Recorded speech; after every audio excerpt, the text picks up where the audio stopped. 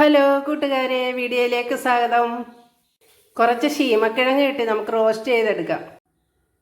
ശീമക്കിഴങ്ങ് തൊലിയൊക്കെ ചെത്തി മാറ്റി കഴുകി വൃത്തിയാക്കി എടുത്തിട്ടുണ്ട്. കുറച്ച് വെള്ളം ഒഴിച്ച് അടച്ചു വെച്ച് വേവിച്ചെടുക്കാം. ചീനിച്ചട്ടി ചൂടായി വെളിച്ചെണ്ണ ഒഴിക്കാം.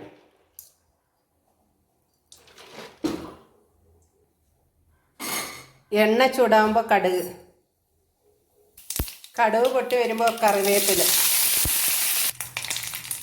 ഞാനിവിടെ കുറച്ച് കൊച്ചുള്ളി അരിഞ്ഞാണ് ചേർക്കുന്നത്.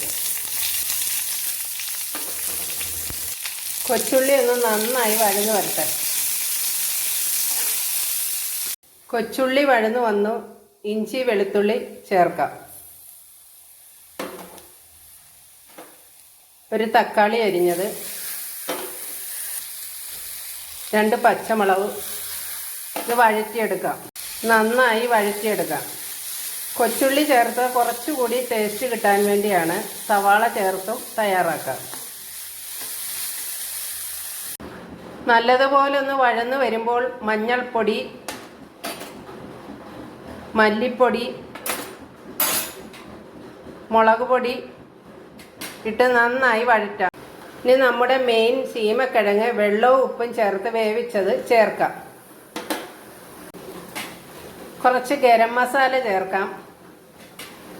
കുറച്ച് കുരുമുളക് പൊടി, ആവശ്യത്തിന് ഉപ്പ്, 1 സ്പൂൺ തേങ്ങാപ്പീര വറുത്തത് കൂടി ചേർത്ത് കൊടുക്കുന്നുണ്ട്.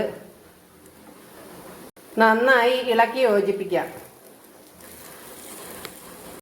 നന്നായി ഇളക്കി യോജിപ്പിച്ച് സെർവ് ചെയ്യാം. പൊളി ഐറ്റമാണ്. ചിക്കൻ റോസ്റ്റ് ചെയ്യുന്ന അതേ ടേസ്റ്റാണ്. എല്ലാവരും ഒന്ന് ട്രൈ ചെയ്ത് നോക്കണം.